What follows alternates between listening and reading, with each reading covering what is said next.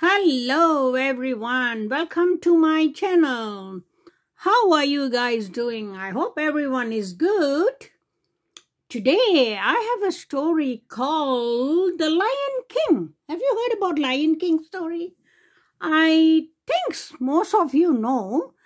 Okay, let me tell you about this Lion King story. If you never heard about it, you're going to listen very carefully to this story.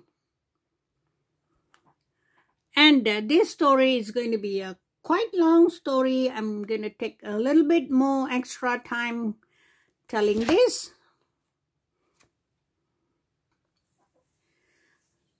The sun came up over the African plain, hot and brilliant just as it had done since the beginning of time.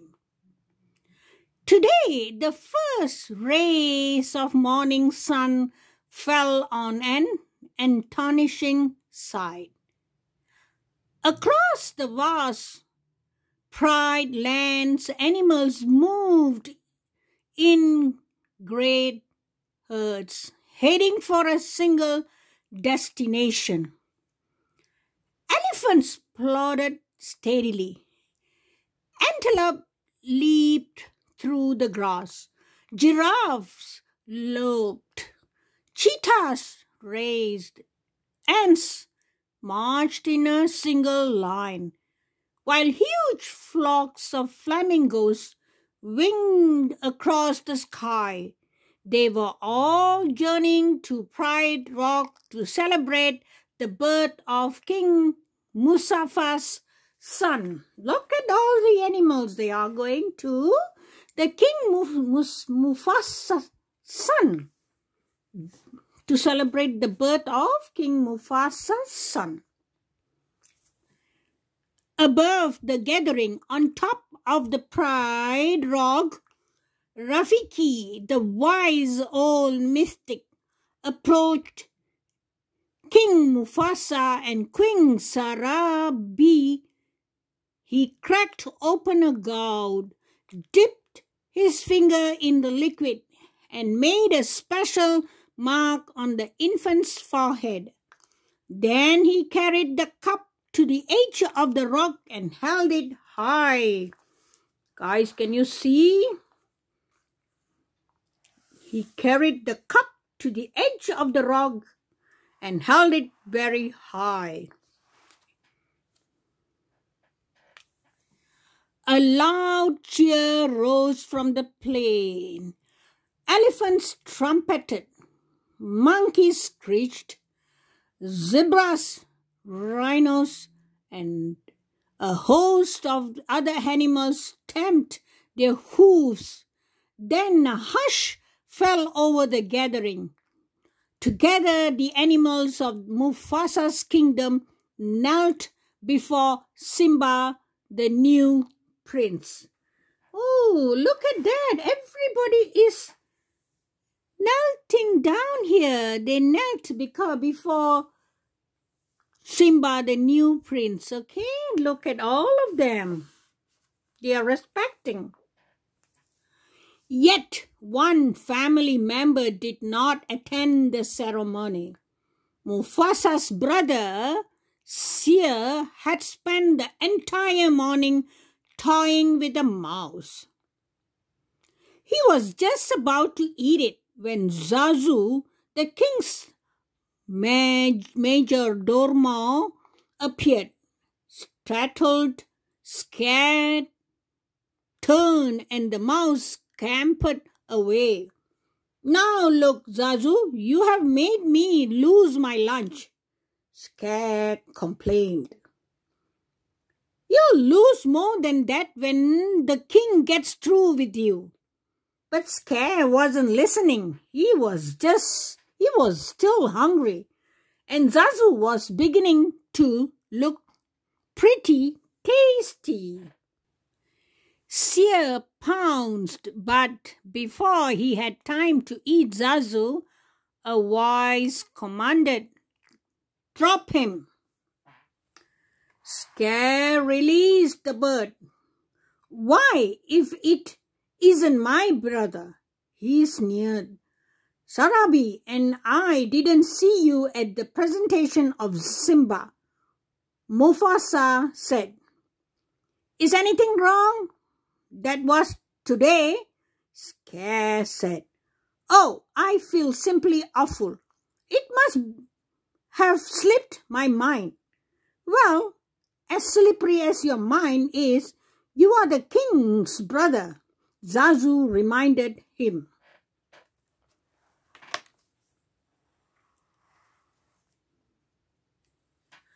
Zazu also reminded Scar that he should have been the first in the line to congratulate his brother.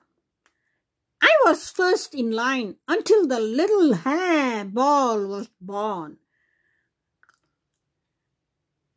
retorted Scar.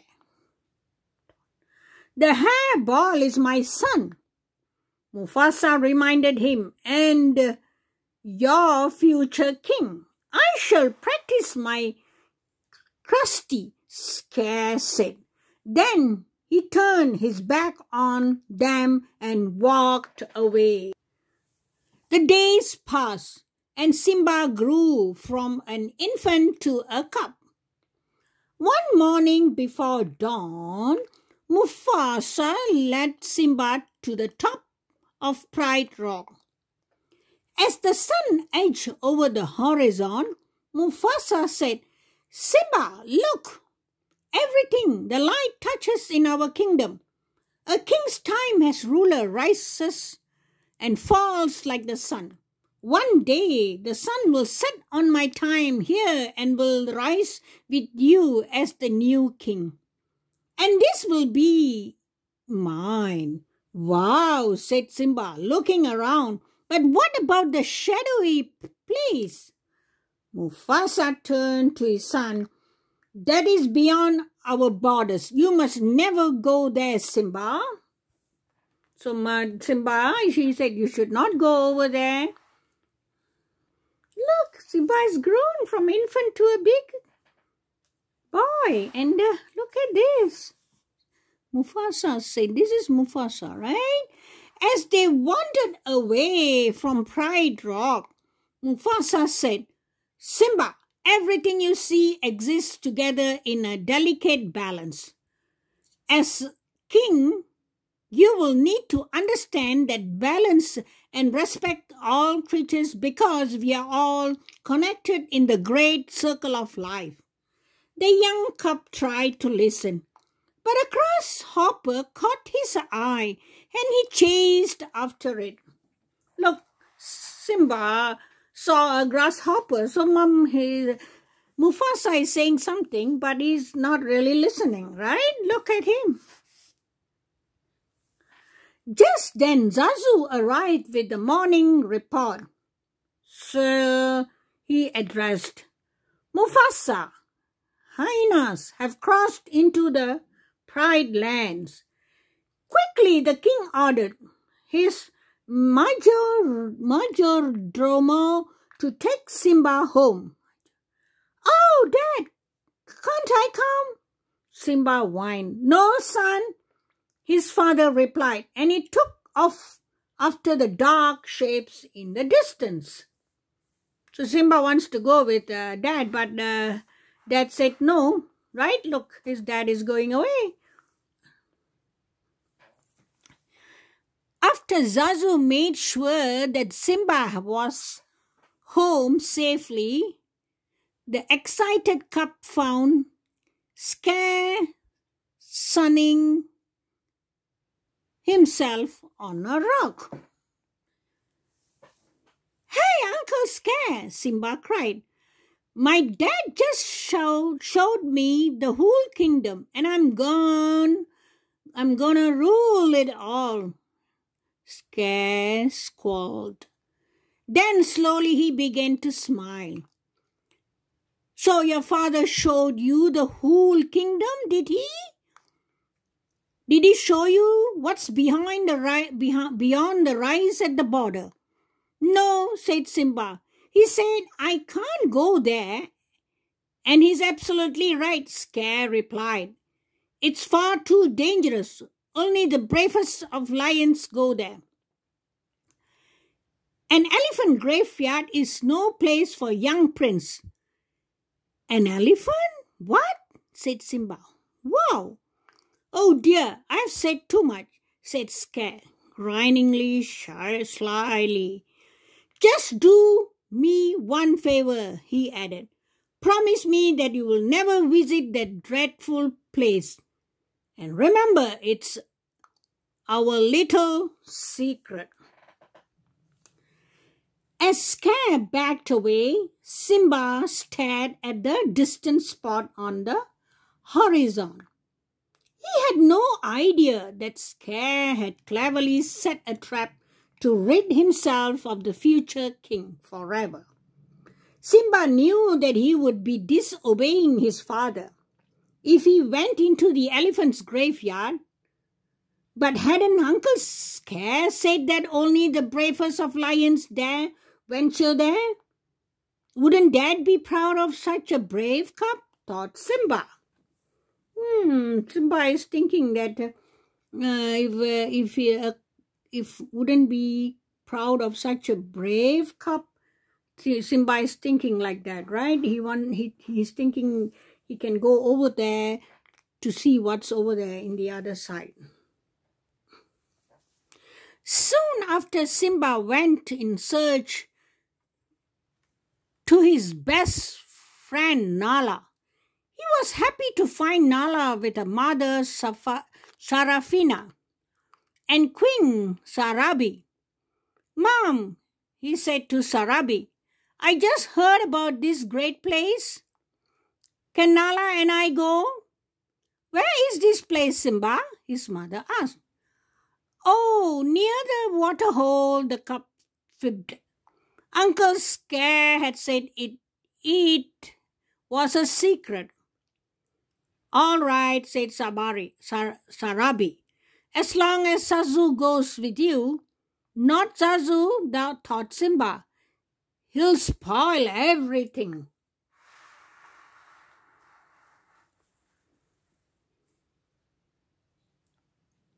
Simba laughed at Zazu. I can't wait to be king. The cub shouted, and he scrambled away across the plains. Nala followed, and two of them darted in and out of herds and escaped from Zazu. It worked. We lost, said Simba, laughing. Now we can look for the elephant graveyard in the spirit of victory. Simba playfully leaped for Nala, but she was too quick for him and flipped into his back. Together they tumbled down a hill until they landed with the thud. Next to them was a huge elephant skull. Can you guys see the elephant skull here? My goodness, look at this. This is it. We made it, said Simba. Wow, exclaimed Nala. It's really creepy. Come on, said Simba. Let's check it out. Look, they are so brave. They went to the other side of the graveyard.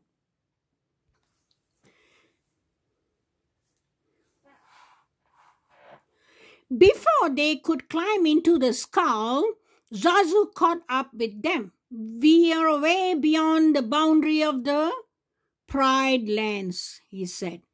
And right away now we all are in a very real danger. I laugh in the face of danger, said the brave lion cub. Ha ha, ha ha, replied the elephant skull. Then out of the skull's cavernous eye holes popped through slobbering hyenas. Look, the hyenas are here, my goodness.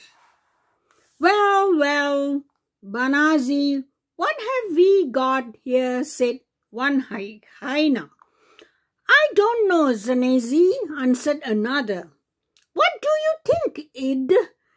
Ed, the third hyena, just licked his lips and laughed. Look, The third hyena licked his lips and laughed, baring their fangs in wide grins. The hyenas crept towards the trespassers. They grabbed Zazu first. "Why don't you pick on somebody your own size?" Simba shouted.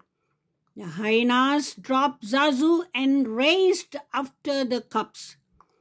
When Zenji threatened Nala, Simba swept his claws across hyena's nose. Look.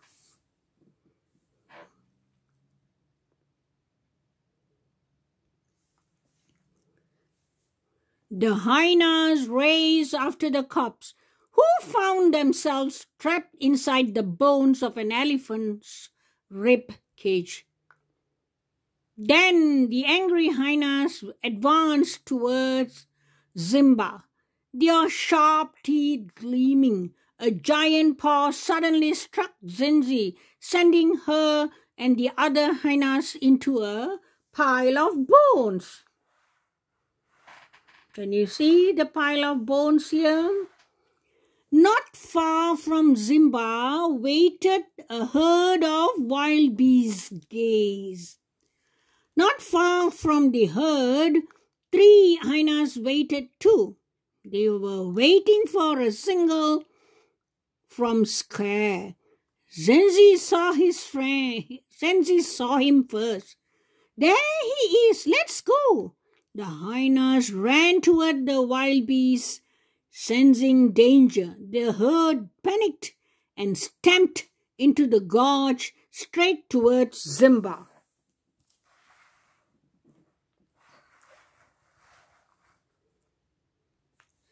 Nearby, Mufasa and Zazu noticed the dust rising from the gorge. Mufasa yelled, appearing from behind a rock. "Quick, stampede Simba down there." With no thought for his own safety, the Lion King leaped into the gorge and snatched the cub out of the path of the deadly hooves.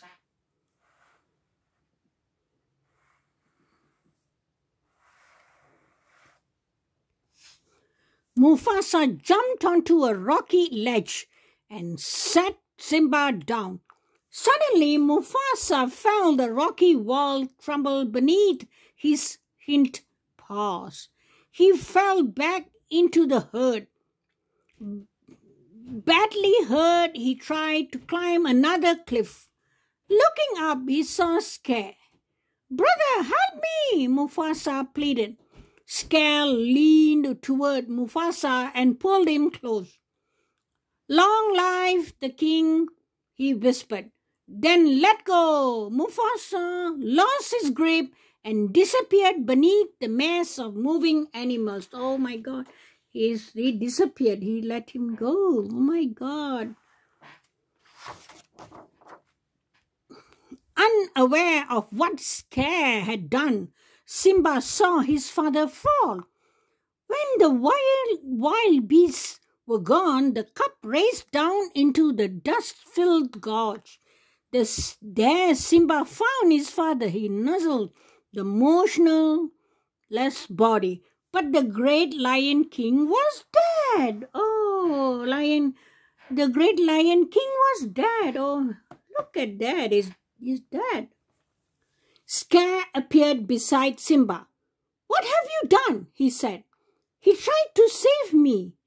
The cub answered, "If it weren't for you, your father would be still alive." Scare snarled, "Run away, Simba, run away, never return." Confused and heartbroken, Simba began to run. He did not see the hyenas join Scare or hear his uncle give the order to kill him. Look. And Simba is tired and is sleeping here. Look. When Simba opened his eyes again, the burning sun and the vultures were gone. But a meerkat and a watchdog were standing over him. "You okay, kid?" said the mercat. "You nearly died," said the warthog. We saved you." "Thank you for your help," Simba replied. He stood on a wobbly legs and started to leave.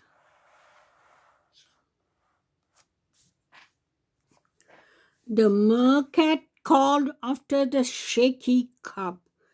"Where are you from?" "It doesn't matter," Simba said quietly.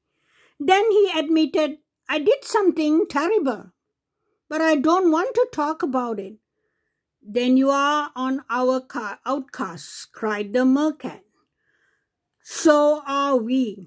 My name's Timon, and this is Pumbaa. Take my advice, kid. You got to put your past behind you. No past, no future, no worries. Hakuna Matata." With nowhere else to go, Simba followed Timon and Pumbaa to their jungle home. As Timon handed Simba some wriggling bugs to eat, the mercat repeated, "This is the great life, no rules, no responsibilities, and best of all, no worries." Time passed. In the carefree company of his new friends, Simba grew into a young lion. One night, this is Simba, he grew to be a young lion. Isn't he cute?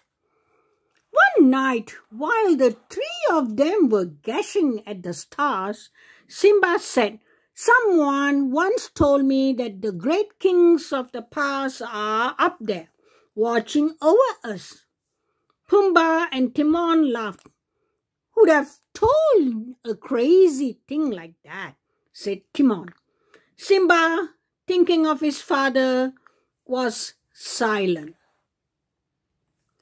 The next day, as Simba was wandering through the jungle, he heard his friends shout for help. Simba hurried towards the sound. Pumbaa was caught beneath the trunk of a fallen tree, and Timon was trying to protect him from the hungry lioness. Oh my God, he's trying to protect. This hungry lioness is going to eat them. As he leaped,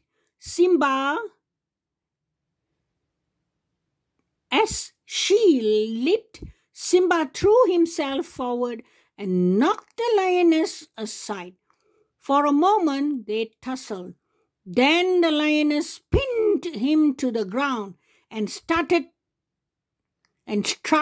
down at him. "Simba!" she said hesitantly. "Nala!" he replied. As the lions hugged, Timon cried, "What's going on there?" Simba laughed and introduced Nala to his friends. She smiled politely, but she could not stop staring at Simba. Finally, she said, "Everyone thinks you are dead." "They do," Simba said. "Yes, Scar told us about the stampede." What else did he tell you?" Simba asked cautiously. "What else matters?" Nala exclaimed. "You are alive, and that means you are the king." "King?"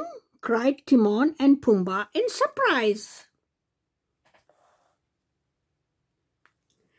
Excusing themselves, Simba and Nala strolled into the jungle. Scar let the hyenas take over the Pride lands. Nala said, "Everything's destroyed. There's no food, no water." "Simba, if you don't do something soon, everyone will starve." "I can't go back," he insisted. did not understand why Simba refused to accept responsibility and help the pride. "What's happened to you?" she asked. "You're not the Simba I remember." "You are right, I'm not," he said. "Now are you satisfied?" Before he turned to leave, Simba added angrily, "Listen, you think you can't just show up and tell me how to live my life? You don't even know what I have been through." Nala called after him, but Simba ignored her. That night, while the others slept, Simba sat on a rock and gazed up at the twinkling sky. "I don't care what anybody says," he said aloud. "I won't go back. What would it prove anyway? It won't change anything. You can't change the past." Then Simba heard a strange sound. Somewhere in the jungle, someone was chanting in a sing-song voice. As if from nowhere, he bent figure of an old baboon appeared. "Who are you?" Simba asked, slightly annoyed. "The question is, who are you?" said the baboon. "Look, the baboon is here." Simba thought for a moment, then sighed. The old baboon said, "I know your father. My father is dead," Simba replied. "Nope," said the baboon. "He's alive. I'll show him to you. Just follow old Rafiki. He knows the way." The old baboon led Simba to a clear, smooth pool. "Look down there," Rafiki advised. In the pool, Simba saw only his reflection. "Look harder," the baboon insisted. A breeze rippled the water. When the pool became still, Simba stared at the face of his father. "You see," Rafiki said, "he lives in you." Simba heard a voice call his name, and he looked up and saw the image of his father in the stars. "Look inside yourself, Simba," said his father's image. "You are more than what you have become. You must take your place in the circle of life. Remember who you are. You are my son and the only true king." Remember, the vision faded. Simba remained alone, thinking. Look. This is the image of Simba's father. The next morning, Nala, Timon, and Pumbaa looked all over for Simba. Finally, Rafiki caught up with them. "You won't find Simba here," the baboon said. "The king has returned." Timon asked, "What do you mean? He's gone back to challenge his uncle," Nala exclaimed. "Oh, Simba is gone to challenge his uncle." Ahead of them, Simba moved swiftly toward Pride Rock. As he crossed over into his homeland, he saw ruin and devastation everywhere. For a moment, Simba hesitated. Then he felt a fresh wind and saw rain clouds gathering on the horizon. With a renewed hope, he continued his journey. Soon Nala joined him, as did Pumbaa and even Timon. As they approached Pride Rock, they saw some hyenas. Pumbaa and Timon stayed behind to divert the pack. Nala went to find the lioness, while Simba forged on alone in the search of his mother. Oh, he's here, alone. Everybody has left. Meanwhile, at the Pride Rocks here, Regine without shame. Where is your hunting party? He shrieked at Sarabi. There's no food, she replied. The herds have moved on. We have only one choice. We must leave Pride Rock. We are not going anywhere, he growled. Sarabi replied, Then you are sentencing us to death. Then so be it. I am the king, and I make these rules. If you were half the king of Mufasa was, Sarabi began, and Rag, Scare, struck her, and she fell. A tremendous roar echoed among the rocks. Scare rolled and saw a great lion before him. Mufasa, he said, gasping. No, it can't be. You are dead. Weak and delirious, Scare backed away from the ghost. What do you want? He cried. Why are you here? Go away, go, leave me alone. Although many years have passed, Sarabi still recognized her son Simba. She said quietly, You are alive? Then Simba saw the Scare crawling up Pride Rock. Simba dashed up the steep face, dodging fire and smoke. This time he trapped Scare at the edge. Simba, you don't understand, Scare insisted. I didn't kill your father. It was the hyenas. They are the enemy now that you are back. Together we can defeat them. Run away, Scare, Simba commented, repeating the advice his uncle had once given him. Run away and never return. Scare started to slink away, but then he turned and lunged for Simba. Acting swiftly, Simba hauled Scare off the cliff. The sound of hungry hyenas drifted up from the gorge, revealing Scare's awful fate.